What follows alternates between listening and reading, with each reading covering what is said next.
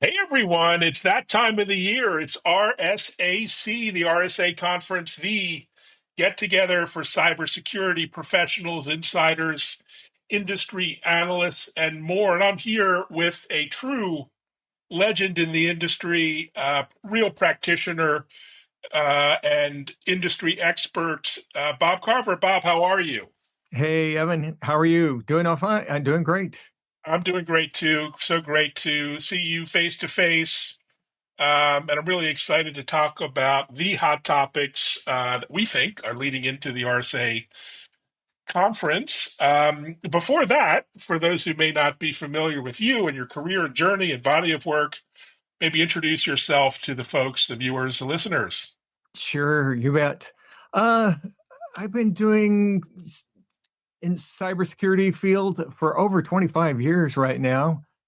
Started in the financial industry and was doing a worldwide network back then. And now, after that, went to be employee number one for Verizon Wireless to start Wow. their security incident response team. Uh, so starting from almost ground zero. But anyway, been doing a lot and learned a lot over the years of what works and what doesn't work, and of course things are moving quite fast. So it's everybody's trying to keep up with what's going on.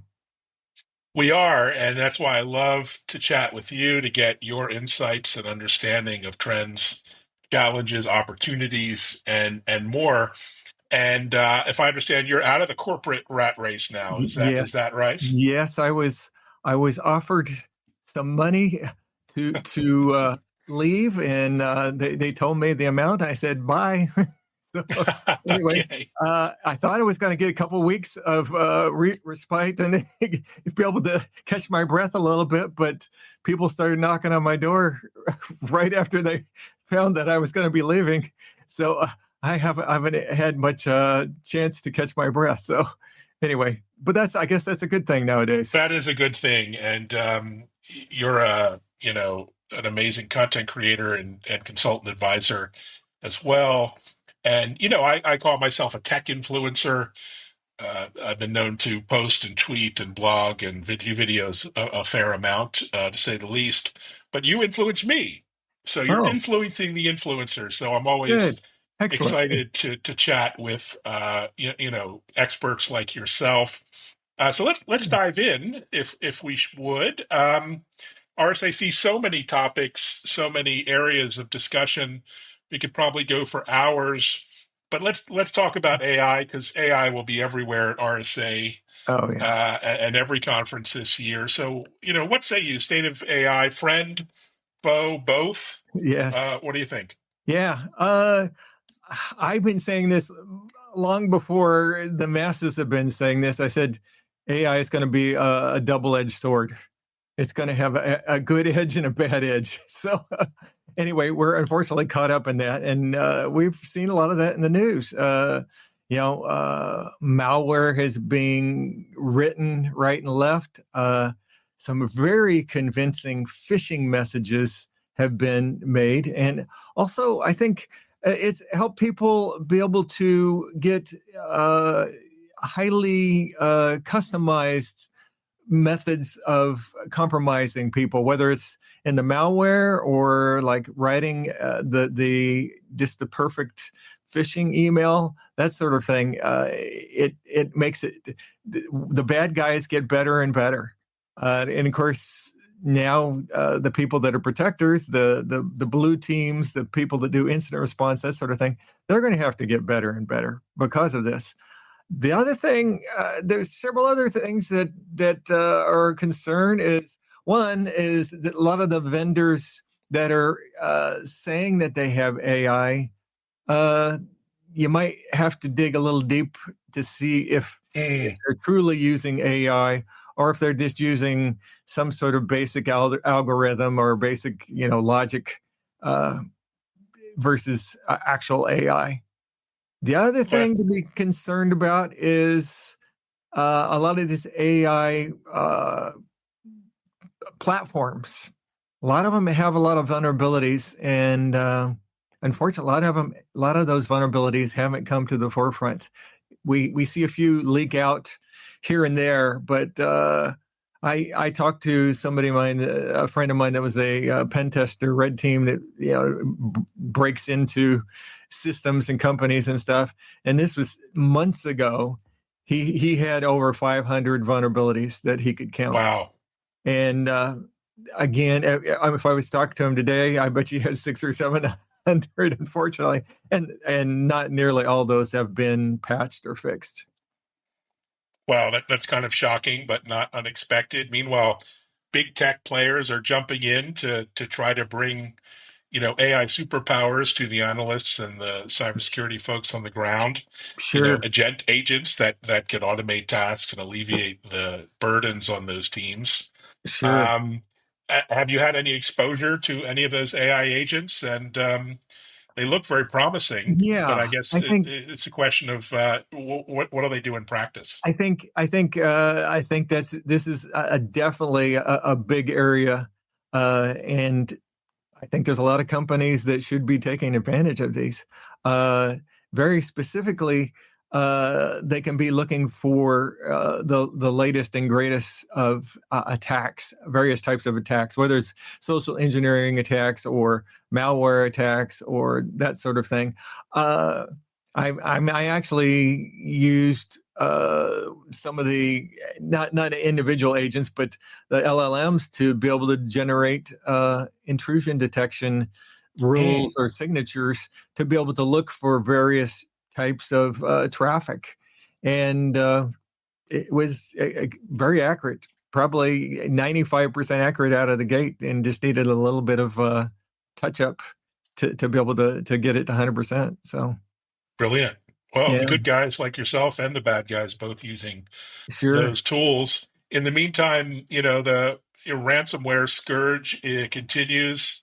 The latest buzzword, ransomware on demand, Sure. making it too easy, lowering the Yes. barriers for cyber criminals. You too can be an entrepreneur. Just jump on the ransomware train. What are you Exactly. seeing? What are you seeing with this new Well, idea of ransomware on when demand? when one of the things I started talking about this, I was able to speak several years back in an all EU conference, and then the year after, that was back in 2018, and also 2019, I spoke twice at the International Monetary Fund, and I said it's easier for people to go into business being a ransomware shop, cyber criminal shop, than it is for somebody to set up a corner store in a city, because you have all these different rules and regulations and licenses and that sort of thing. But to be a cyber criminal and use ransomware as a service, all you got to do is have enough Bitcoin to pay whatever their fee is. And some of these start as I've seen them as low as $200, where they could Wow. rent the malware and start up their ransomware shop. And a lot of times, of course, there may be a big cut, but you can work with somebody else and they'll help walk you through it. It's almost like going to school and learning how to be a cyber criminal, but you might pay them some of your cut to make sure that you pull it off successfully. So anyway, Amazing. yeah, And the big question, of course, to pay or not to pay. There's been yes, some indication that fewer folks are paying yes, ransoms, and there's some good news from some of the vendors on backup and recovery that yes, look pretty amazing. We won't call out our favorite vendors, but yes, what do you say on that trend? yeah. Um, I don't know if it's appropriate for, say, for example, some of the governments, some of the legislation that's come out is they want to make it illegal to pay the ransomware cyber criminals their ransom. I think it's going to be more up. It really is up to the organization to figure out if they need to pay or not. But I would say at the same time that all organizations need to ransomware proof their organization. So if they do get hit, they're able to recover. And of course, some of it, as you alluded to there, Evan, is having excellent backup systems, some of the latest and greatest in technology in the backup systems, to be able to recover relatively quickly. But of course, the other thing though is a lot of these guys will exfiltrate the data too. So some of them won't even bother to encrypt your data anymore. They'll just take the data and run. And if you don't pay anything, then a lot of times they'll reach out to your customers or customers in the database, or whoever, that you do business with in the database, and they'll reach out and they say, we're going to post all this information if you don't pay us a ransom. So if they don't get the person that's initially ransomed, then they might get the customers in that data that's been exfiltrated. Yeah, lots to unpack there. The other, topic that keeps us up at night: supply chain attacks, continuing to be more sophisticated. There's open source components everywhere now. There's third-party dependencies. How do we get smart about our supply chain and security? Oh boy, it's not an easy thing. Typically, in recent times, people have been given questionnaires, to say, "Oh, do you have this in place? Do you have this security and that security and the other security?" And it's end up being a checklist. But that alone, unfortunately, is not enough. We need to start beefing up the security at every single juncture where data passes from one entity to another entity. Part of that's going to be having post-quantum encryption in place, with, say, the private key PKI in place, where it makes it a lot harder. And also we're talking about more zero trust, where only the people that are known to be good are able to get in. They're going to somehow verify the person. They're going to verify the devices. They're going to verify which data is available and that sort of thing. We're on and on. It's it's not so much trust and verify as just verify and verify. Zero trust has been an interesting one. It's I don't know if you call it architecture, philosophy, a framework, but in any case, still has some pretty practical challenges when it comes to implementation, complexity, and performance. Are you seeing zero trust deployed as sort of envisioned in the model? Yeah, I think one of the difficulties now, I think at this point in time, is that you have a lot of different vendors that are doing certain things. And say you have a portion of the zero trust done with vendor A, then you have another portion with vendor B, and another point with vendor C, and is the difficulty of making all those vendors' products working together. And that's one of the big things that I've been seeing that's an issue. One of the things I'm working with a company right now, and on their advisory board, they have an interesting product. They're doing microsegmentation via a hardened appliance. Microsegmentation is typically done. It's sort of almost like a firewall of sorts, but it also has access controls built in. And the access control saying only this person has this type of access, say through, HTTPS, but then they only have this section of the database, but they have no admin rights. There's a very granular way to be able to lock down that through this microsegmentation. And that itself is a type of zero trust philosophy, as you said, to be able to do that sort of thing. But what the difference is between a hardened appliance and one that's implemented on, say, like a laptop or a server, if a cyber criminal gets admin access to that server or laptop, they can take that entire microsegmentation protection down entirely.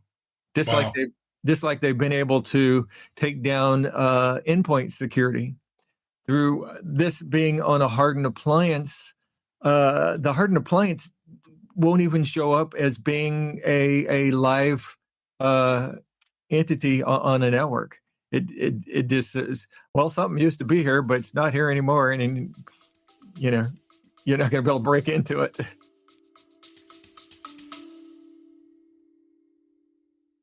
Hello, everyone. If you're like us and you like to keep your Agile close but your whiskey closer, join us for for our, shall we say, interactive, rambling, drunk podcast, Drunk Agile. I don't know, Pratik, say something more exciting to get people to come watch what we have to say. Oh yeah, we drink whiskey, we have fun, and we pick on bad things in Agile. Bad things is a replacement for all the other words I would like to use. If you like either of those things, please come join us right here on this channel, and we hope to see you in the very near future. Yeah, scary stuff. And speaking of scary potential futures, quantum computing is becoming more and more a reality. Every time Microsoft or Google come up with some amazing breakthrough of more qubits, and Sure. I get really intrigued and excited. But then you think, okay, there's going to be a possibility of breaking encryption, state actors breaking encryption in a number of years.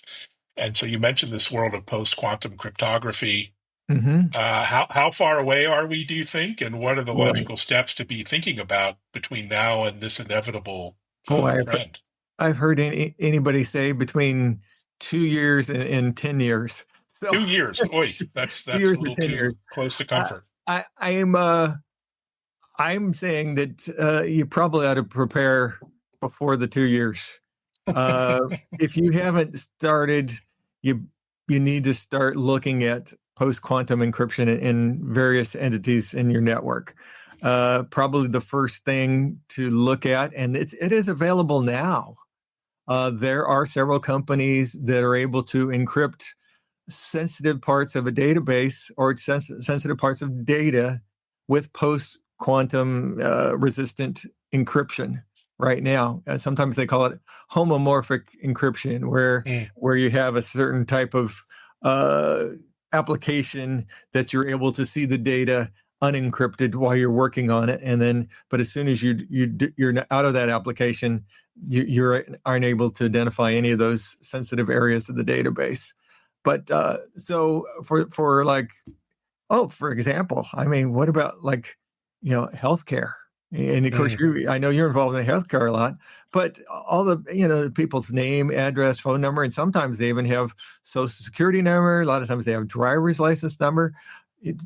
That should be encrypted, in my opinion. They haven't. A lot of the healthcare entities haven't got there or gone there yet, but they need to start doing it.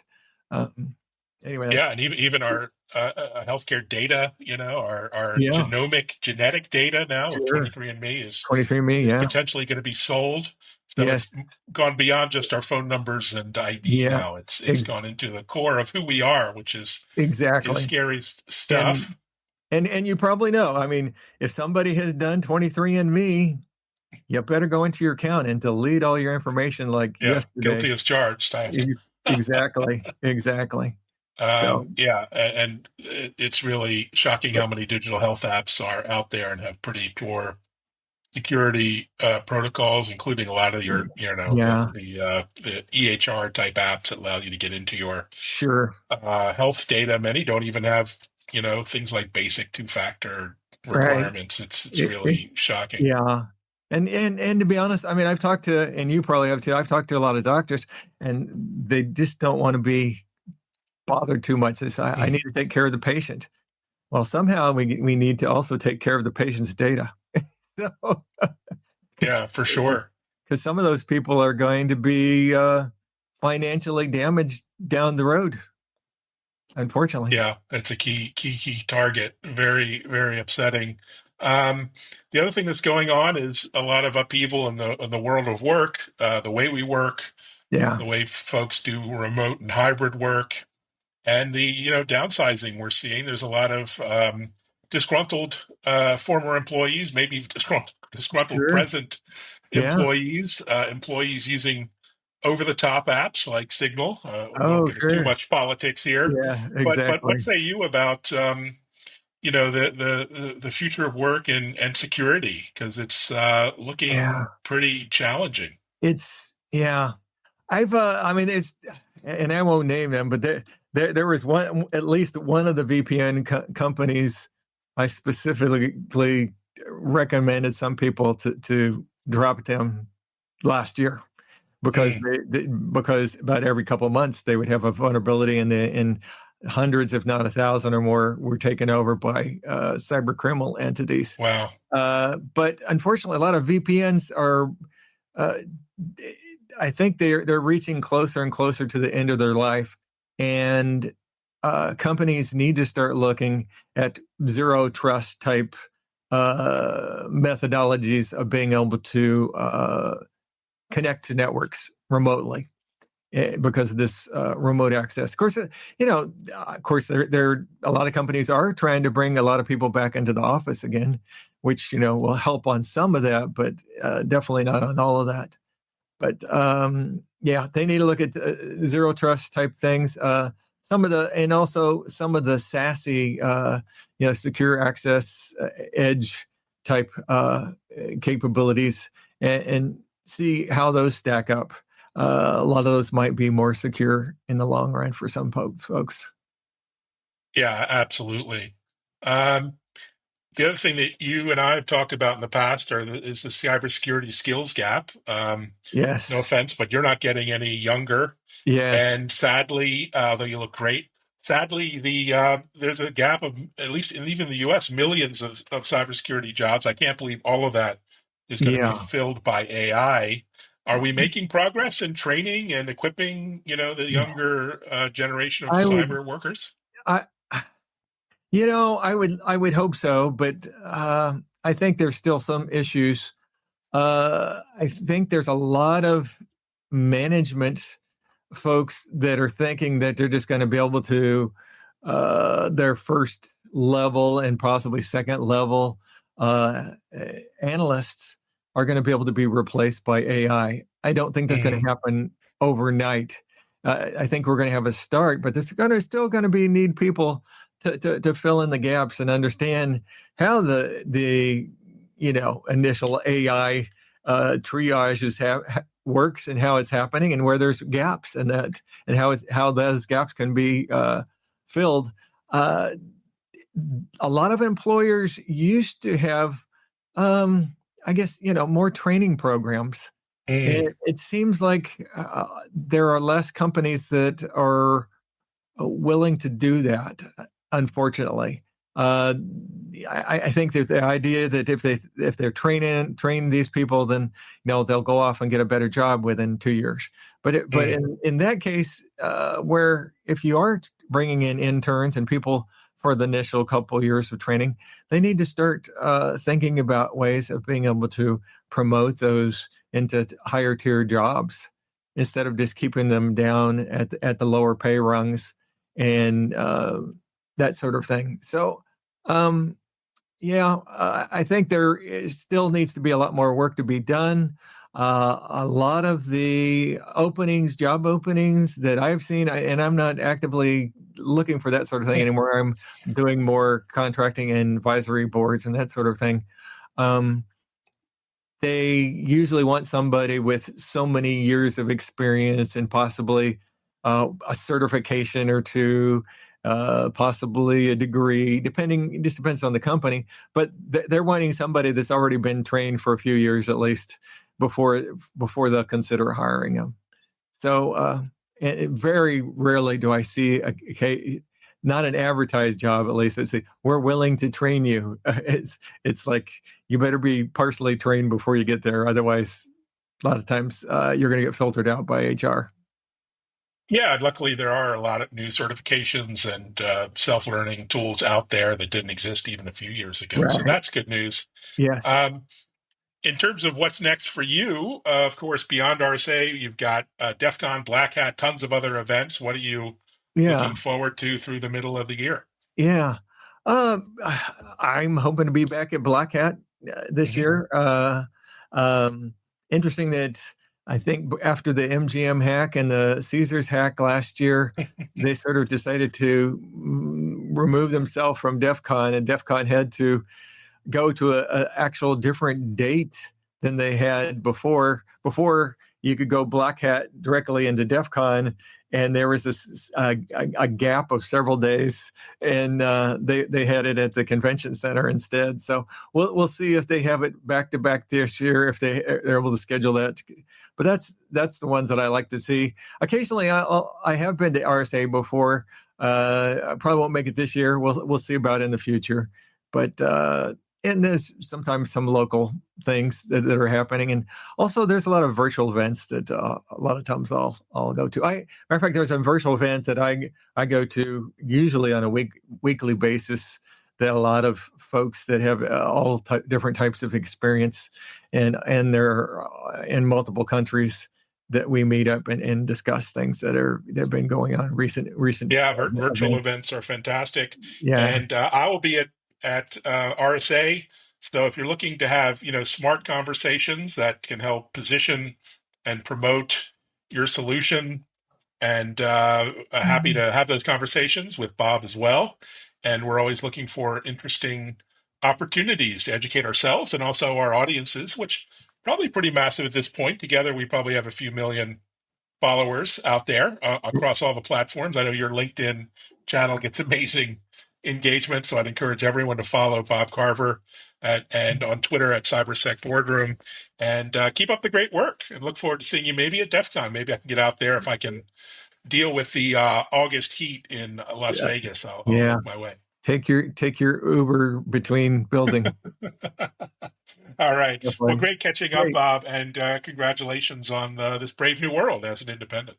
Yes. Thanks, Evan. The greatest B2B tech influencer out there. All right. I'll take it. Thanks so much. Thanks, everyone, for listening and watching. Take care. Thanks.